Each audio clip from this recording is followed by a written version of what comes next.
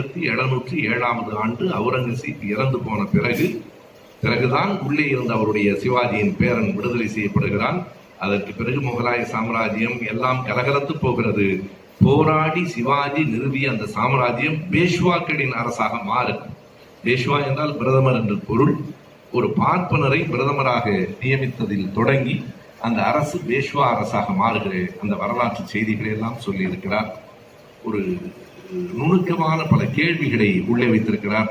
திருமுருகாற்றுப்படை என்பது சங்க இலக்கியம் இல்லை என்கிறார். அது ஒரு பெரிய செய்தி.